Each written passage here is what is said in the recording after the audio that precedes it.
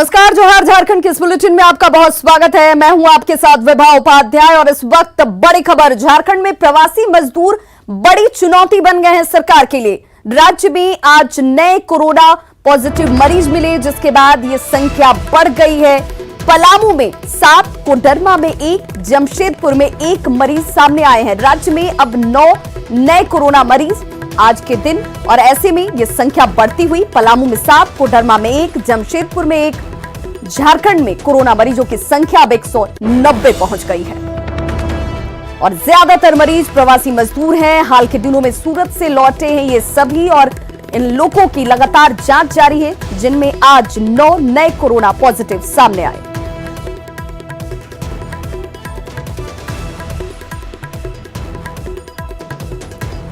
तो झारखंड में कोरोना मरीजों की संख्या बढ़कर अब 190 हो चुकी है। ज्यादातर मरीज जो प्रवासी मजदूर हैं, जो बाहर से लौट रहे हैं, उन लोगों की, और ऐसे में राज्य सरकार की चिंता इस वक्त बढ़ती हुई। राज्य सरकार ने प्रदेश में कोरोना मरीजों की संख्या बढ़ने पर चिंता जाहिर की है। स्वास्थ्य सचिव नितिन मदन कुलकर्णी ने कहा कि प्रवासियों के आने से राज्य में कोरोना संक्रमितों की संख्या लगातार बढ़ रही है। उन्होंने यह भी कहा कि झारखंड में डबलिंग रेट 13.7 है, जबकि ग्रोथ रेट 5.2 है। स्वास्थ्य सचिव ने कहा कि राज्य भर में 63 कंटेनमेंट जोन बनाए गए हैं, जिनमें 1,04,517 घर हैं, और इन क्षेत्रों से 11,355 सैंपल लिए गए हैं, जिनमें से 122 की रिपोर्ट पॉजिटिव आई। नितिन मदन कुलकर्णी ने कहा कि झारखंड आ रहे प्रवासियों में सबसे ज्यादा पॉजिटिव केस है, जिनमें सूरत, मुंबई, कोलकाता से आने वाले लोगों में इसके संक्रमण सामने आए हैं। वहीं नोडल अधिकारी एपी सिंह ने कहा कि अब तक 60,000 प्रवासी की घर वापसी हो चुकी है, जबकि परिवहन सचिव ने बताया कि अब तक 44 श्रमिक स्पेशल ट्रेन झारखंड पहुंची है, जिनमें 56,028 प्रवासी मजदूरों की घर वापसी हुई है। आने वाले दिनों में 56 और ट्रेनें झारखंड आएंगी।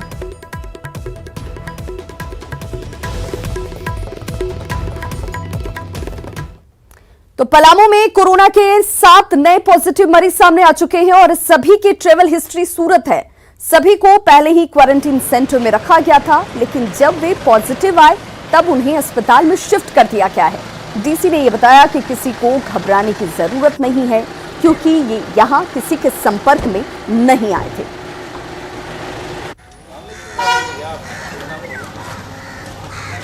तो सभी की ट्रैवल हिस्ट्री सूरत है, जिस वजह से इन सभी को फिलहाल अस्पतालों में शिफ्ट कर दिया गया है। कोरोना के 7 नए पॉजिटिव केस पलामू से। राहत की बात यह कि इन सभी को क्वारंटीन सेंटर में ही रखा गया था, इसीलिए बाहरी किसी भी लोगों के साथ इनका कनेक्शन नहीं था। झारखंड के सरकारी स्कूल 1 जून से खुलने जा रहे हैं। शुरुआत में 8वीं कक्षा के ऊपर के छात्र ही स्कूल आएंगे। ये छात्र सीमित संख्या में सोशल डिस्टेंसिंग का ख्याल रखते हुए पढ़ाई करेंगे। अगर ये प्रयोग सफल रहा तो 15 दिनों के बाद सभी वर्गों के छात्रों की पढ़ाई सुचारू रूप से शुरू हो जाएगी।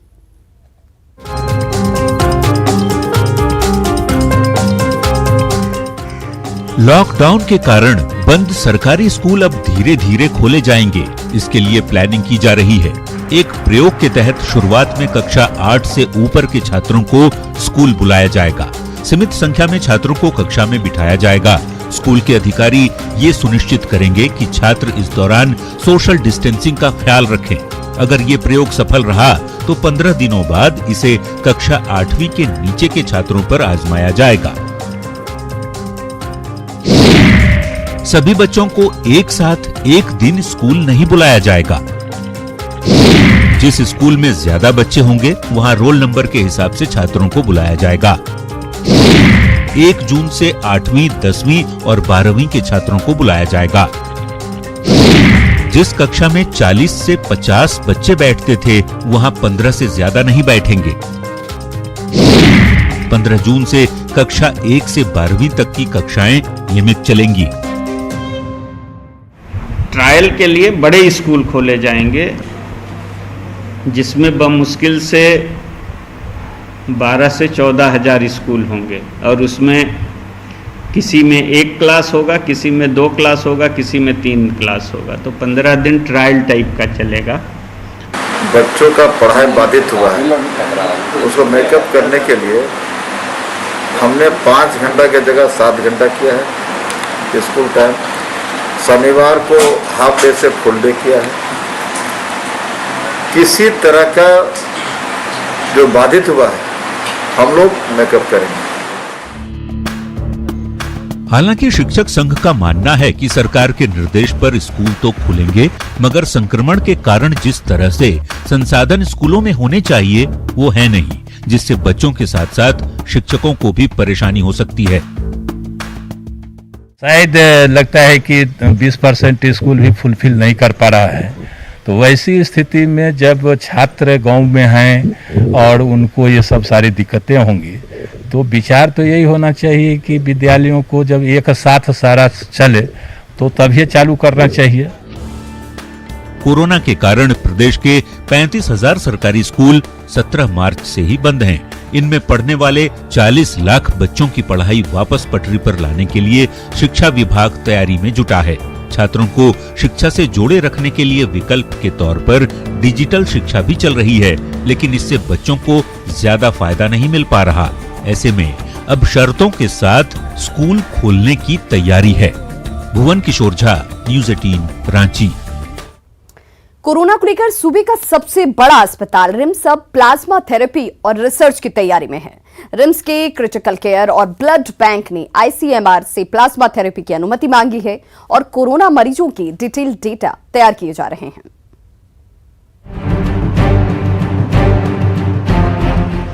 झारखंड में कोरोना मरीजों की संख्या 180 के पार हो चुकी है, लेकिन इनमें से 95% से ज्यादा मामले में एसिम्प्टोमेटिक है, यानी 95% मरीजों में कोरोना के एक भी लक्षण नहीं मिले हैं।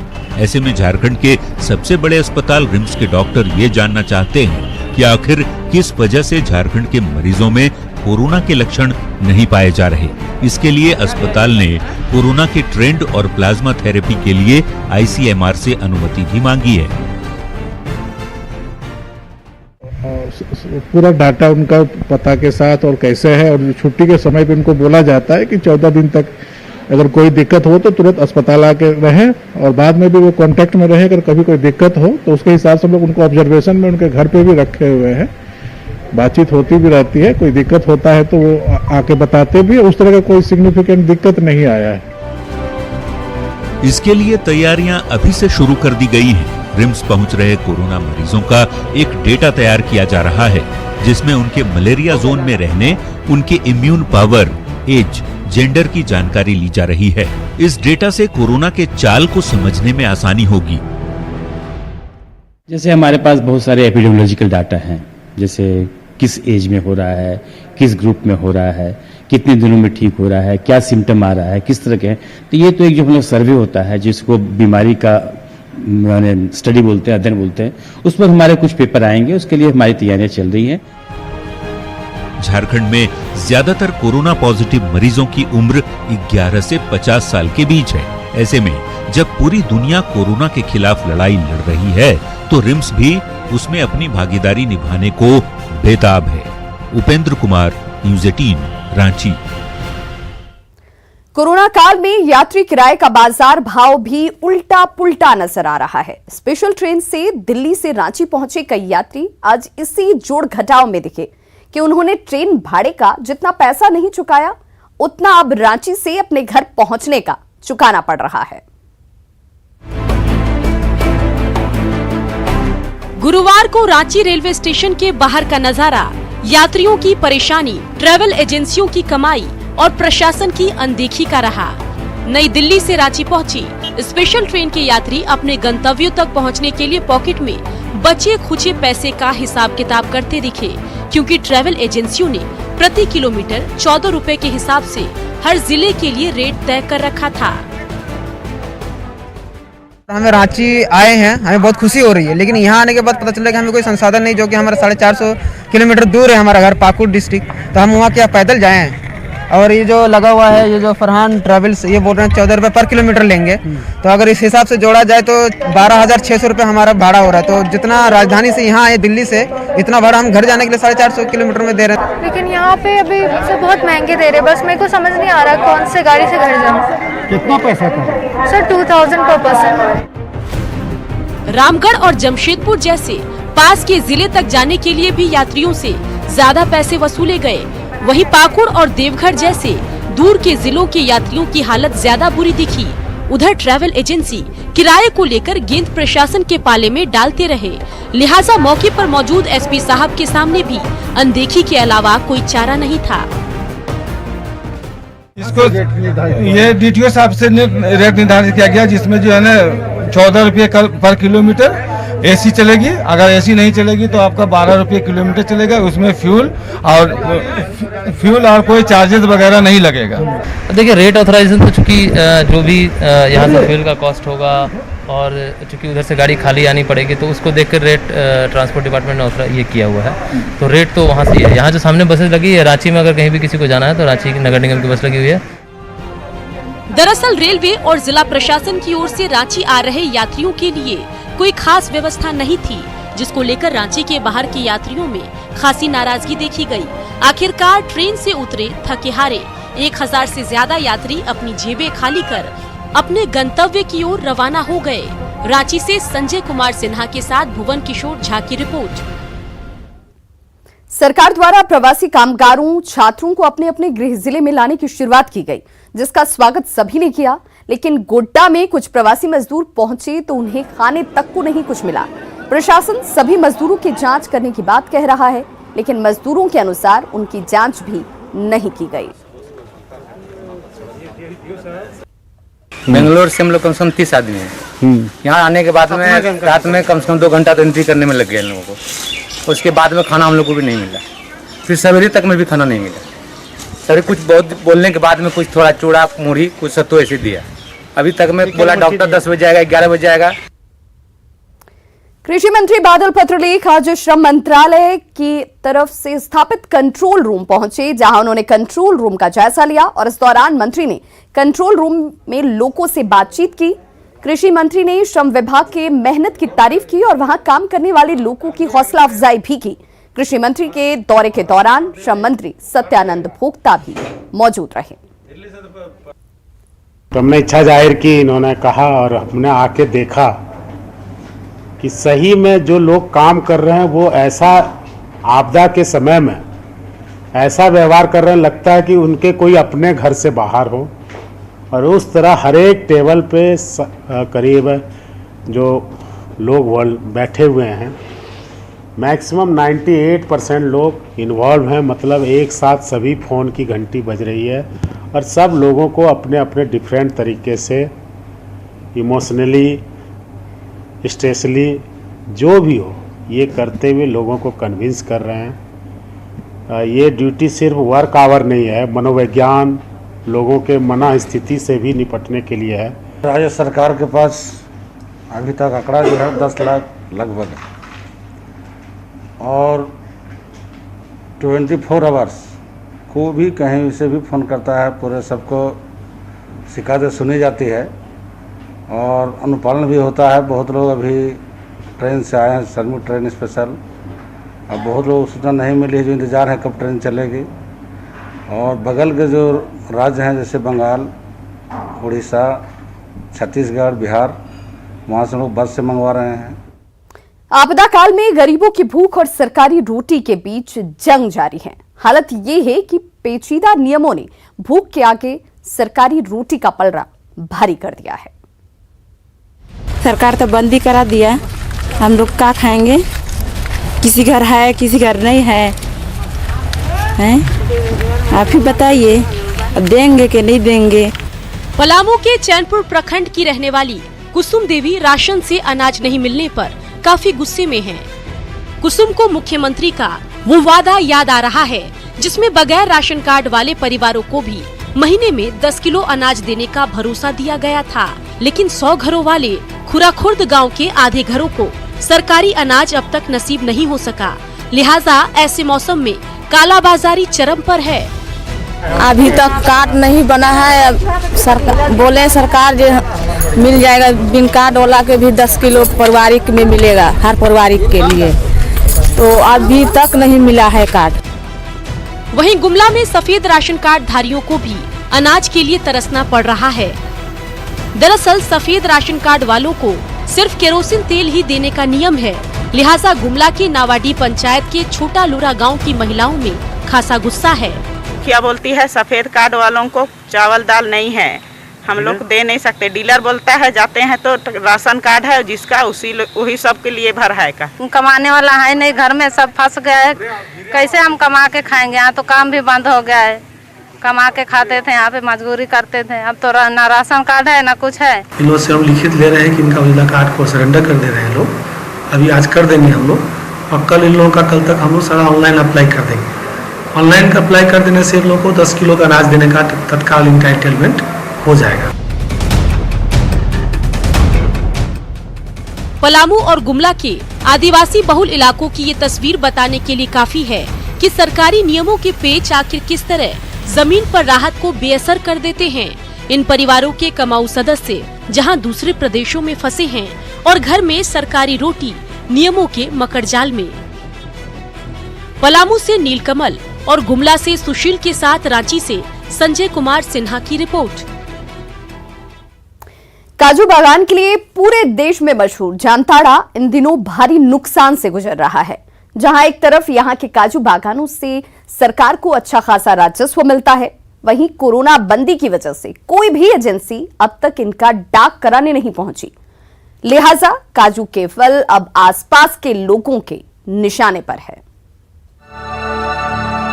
पूरे देश में सब्जियों के दाम पर काजू मिलने वाले शहर के नाम से मशहूर जामताड़ा अभी भारी राजस्व नुकसान से गुजर रहा है।